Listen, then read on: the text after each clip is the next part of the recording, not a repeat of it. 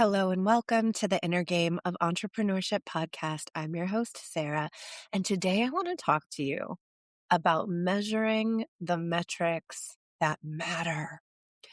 Something that I've been hearing a lot online and with potential clients. I've been running this ad to my DMs, so I've been having way more conversations with entrepreneurs than I usually do in an average month. And I've been hearing a lot of people talk about the things they're focused on in their business that aren't working. And the main things that I keep hearing coming up are focused on growing their social media following, focused on how do I get more engagement? How do I get more followers? How do I get more shares? How do I get more comments? And then also on their websites and I started my business. I started offering my services. I had a little bit of success, but then I wasn't really getting sales. And so I rebuilt my whole website and I redid my logo and I redid my design. And I did some SEO optimization, but I'm still not seeing a difference. And the thing that I want you to know is that there is so much advice out there for how to grow your business online that is not helpful. And the reason that it's not helpful is that most of it is not teaching you how to grow a business. It's teaching you how to grow a following on social media. And those are not the same things. So a lot of programs, how to grow your following on Instagram, how to grow a huge following on TikTok, they are not teaching you how to grow a business. They are specifically geared toward exactly what it says, grow your following. And people think that if you have a big following on social media, that it immediately means you're going to have high sales in your business, that followers just somehow magically translates to money. There's an assumption that big following equals big business. And I need you to know that is not true. It's not true. It's not true. It's not true. It's not true. It's not true. And it has so many business owners focused on the wrong thing, focused on becoming content creators. So a lot of the advice that's given that's about growing your following is advice that's beneficial if you want to be a professional content creator. That is a real job. I don't know anything about it. If you're interested in being a professional content creator, I'm not the coach for you. I don't know how to help you. I don't know anything about growing a following. Don't know anything about growing a platform, clearly, because I don't have a huge platform. But I do know about building businesses. And content creation as a business is about monetizing your content, and it's about brand deals. So if your goal is to be a professional content creator where you're growing a social media based following to the degree that you start getting brand deals and sponsorships, you're not going to make a ton of money from content. Even people who have like huge followings don't make a lot of money from the platforms themselves off of their monetized content, but you make most of your money from brand deals. So if that's your goal, I want to be a huge content creator. I want to be an influencer. I want to get brand deals. Then absolutely go take courses and learn from people who are trying to teach you how to build an online following. However, if your goal is to sell a product or service that you make and you're trying to use social media for marketing, then none of those things matter. When it comes to your email list, you know what else doesn't matter? Clicks. Opens are important. We want to see that. But like your clicks, your engagement doesn't matter. There's only two metrics that matter in business. Really, there's two. The first is sales, and the second is repeat sales. That's it, and that's all.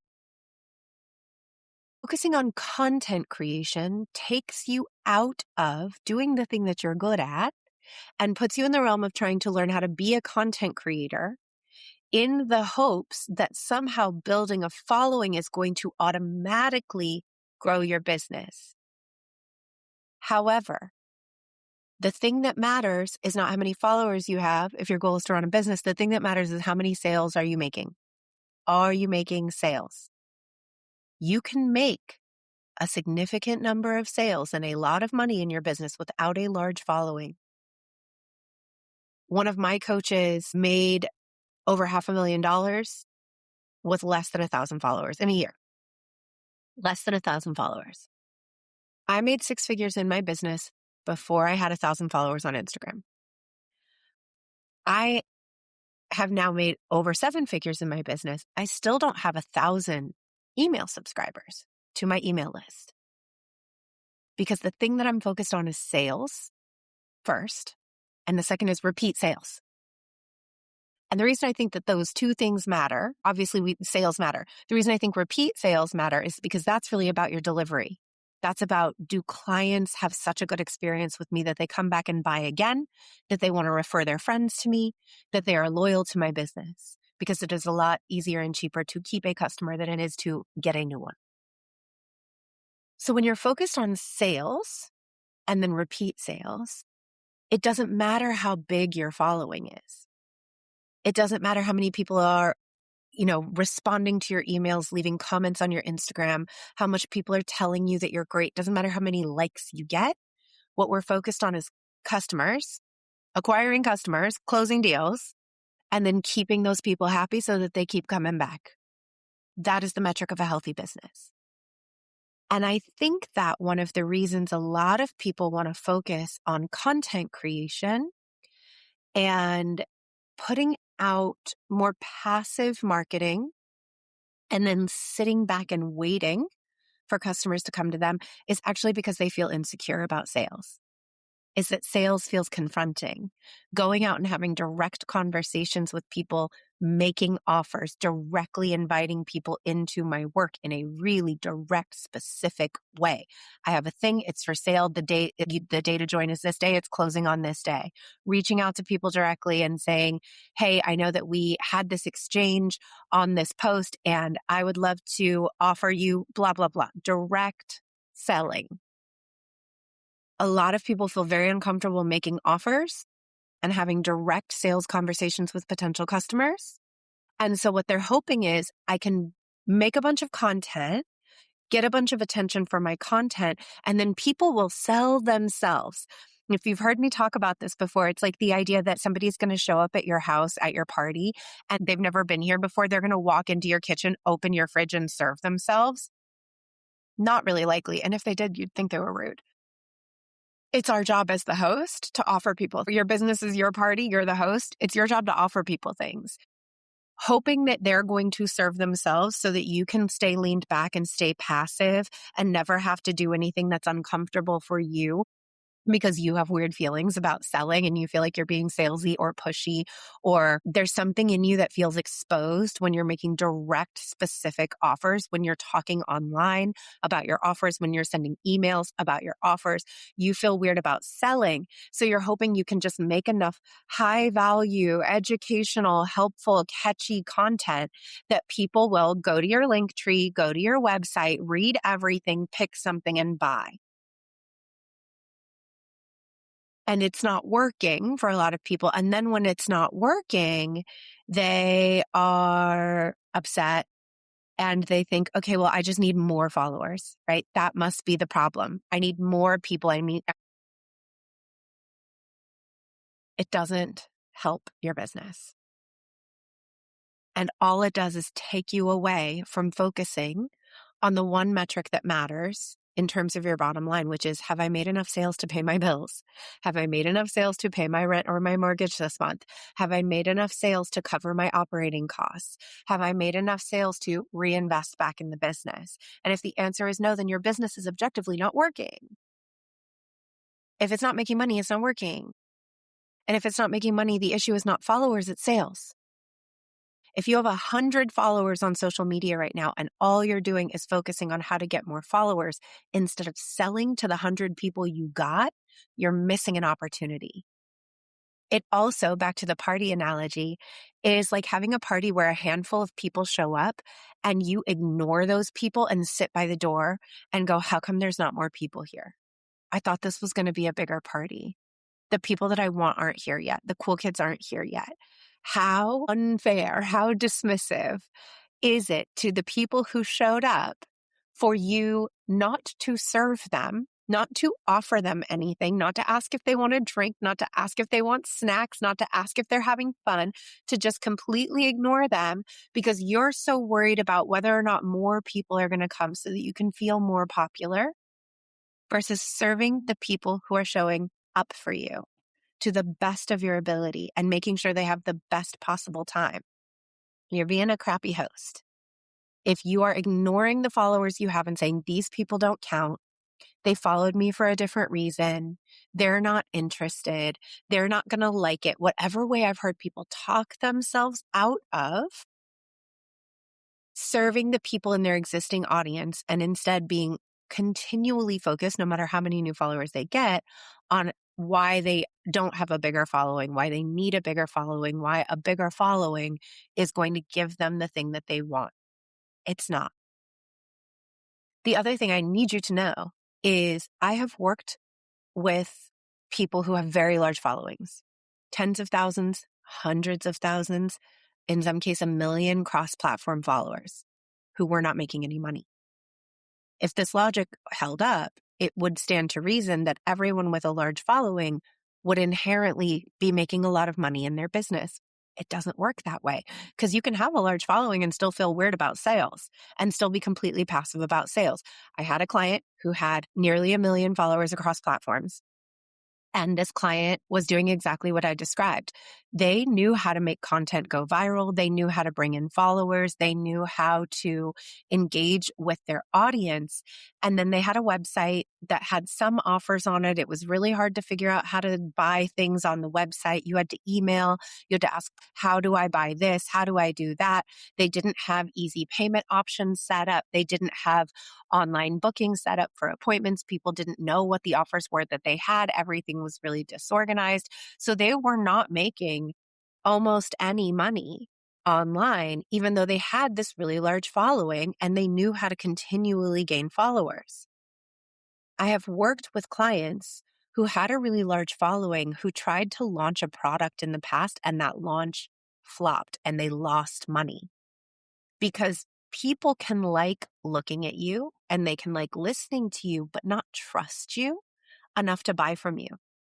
That's a totally different type of content that you create to make people trust you enough to buy from you. It's also worth considering that the product you're launching, if you have a large following, matters even more because if your offer isn't really aligned with the audience you've built and it doesn't make sense to them, and it's not a subject matter they trust you on, you could potentially damage that brand in such a way that if you launch another thing, they won't buy that either because they think the first one was sus. So having a large following doesn't inherently mean that if you try to sell something, you're going to be successful. It almost means there's more pressure on your first launch to be put together and executed correctly from offer to execution because there's more eyes on you and your brand and reputation stands to take a bigger hit if you don't do the first one well. When you have no following, you have a lot more space and room to experiment and mess up because there's less eyes on you and less people are going to know about it. People following me now don't know about the programs that I launched one time that didn't go very well in 2015. They're not clocking for that. They're not checking because I had 40 followers when I launched that program. And so it doesn't matter that it wasn't that good of a launch or that I never launched that program again. It doesn't matter because I kept going and because I had more space to experiment. The fewer eyes you have on you, now is the time to be doing experimentation, to be launching offers, to be trying things out, and to test out offers that you may or may not run again. It's different when you have a huge platform. You are flopping on a much larger scale when things flop, and you do risk that it could tarnish your reputation in such a way that those people don't come back if you try to launch something again. Now, I've also worked with people who have a really large following who, once we addressed their sales reticence and we built a proper backend and constructed an offer that was aligned with the personal brand that they had built, that they've made over 20 grand in a couple of weeks off of a low ticket offer. It can be done really successfully. But still, the thing that I had to coach that person on was preparing themselves mentally and emotionally for the fact that the type of engagement they were going to see on direct sales content was going to be lower than the type of engagement they saw on their viral content. And I was saying to them, what you're going to see is that you're going to get less likes, less shares, less comments, less engagement on the posts where you're directly talking about the thing you're selling. And I don't want you to freak out because you're used to your posts getting a certain amount of traction and go, oh no, this quote unquote isn't working. Let me stop doing sales content and go back to doing my viral content, because you will always see less engagement on direct sales content. But engagement is not the metric that matters on sales content. What we're looking at is, did they buy? Did it convert people? And there was an emotional thing the client had to go through with recognizing, oh, when I don't get a certain amount of movement on a post, I panic and I don't like it. I like getting the certain amount of attention. I like getting a certain amount of comments, likes, shares, engagement on a post. And when I don't get that, I get worried that my audience isn't getting what they want and I'm not getting the attention that I want. And I do feel tempted to stop selling and go back to just making the type of viral content that I know gets me the metrics I'm used to tracking. But that does not help me make money. If your goal is to have a healthy business, the metrics to track are sales and repeat sales. Your following will grow if you are consistently sharing, but it doesn't even need to grow a lot. And you don't have to use social media at all. You could be growing with ads. There's a lot of different ways that you can be generating traffic into your offers that is not about being a content creator. I also know people who have 7-figure businesses, and if you looked at their social media, you would have no idea because their business is built through ad spend. So if you're going to go the organic route, right, there's 2 ways you can build a traffic source to your offer. One is organic and one is paid. Organic is going to take more time, feels a little bit more passive. Paid, obviously, you're going to put in money up front. You're buying those leads, but it takes less time and it's a little bit less mysterious. You know right away if things are working or not. All of this is a really perfect example of a situation where what I call the 6 essential systems for scaling. This is the framework that I teach with my clients. It's the framework I teach in Powerhouse Mastermind. The 6 essential systems for scaling are out of whack in someone's business. So they are entirely focused on audience growth, which is one system that is essential, but they're not at all focused on lead generation or sales. So they're overdeveloped. They're bloated in the audience growth area. They're putting too much focus, too much time, too much effort, too much energy into audience growth and frequently overcomplicating it. So they're trying to grow on Instagram and TikTok and YouTube. They're trying to grow everywhere. They're trying to grow on LinkedIn. They're like, if I can just get more people, then I'm going to make more money. But there's not usually a clear system in place to move people from audience to lead and from lead to sale. So the lead generation system and the sales system are underdeveloped, and the audience growth system is being overly focused on. And that makes the business out of balance. If you imagine the 6 essential systems being like a seesaw, like a teeter-totter, it's too heavy on one end, everything is starting to tip, and we need to spread the effort out evenly across all 6 systems to start seeing things flow from one end to the other, from audience growth to lead to customer to repeat customer. Auditing a business to see which of the 6 essential systems is running efficiently, which is overbloated, which is neglected, and how to balance them is one of the main things that I do with entrepreneurs when they come into Powerhouse Mastermind. I'm going to be going much more in depth into the 6 essential systems at the event that I have coming up called Scaling Simplified. It is on May 12th. You can sign up at intuitiveedgecoaching.com/simplified. And I'm going to be going deeper into how to track the metrics that really matter and how to recognize when you've been overly focused on a metric that doesn't actually help you grow your business and what to do about it at this event. So I'm going to put the link for that in the show notes. I hope that this was helpful for you. That's what I have for you today. If this was helpful for you, please leave a review the show. It really, really helps. And follow the show's Instagram at Inner Game of Entrepreneurship Pod. Is that what it is? I don't know. I'll put the link to our Instagram in the show notes as well. You can also follow me on Instagram at Intuitive Edge Coaching. You can email me, intuitiveedgecoaching@gmail.com. Get yourself signed up for Scaling Simplified, intuitiveedgecoaching.com/simplified. And I will see you on May 12th. Okay, love you. Bye. That's our episode for today. Thank you so much for taking the time to listen to this. I know there are so many things that you could be doing with your day, so many things you could be listening to, and it means so much that you are here in this community. If you enjoyed this episode, please take a moment, share it on social media, and tag me at Intuitive Edge Coaching. Share it with a biz bestie who you think needs to hear it and will appreciate it. And take a moment to to subscribe, and to leave a 5-star review wherever you are listening. It helps me grow this show, and it helps us grow and sustain this brilliant community of entrepreneurs dedicated to doing the inner work. Thank you so much for being here. Okay, love you. Bye.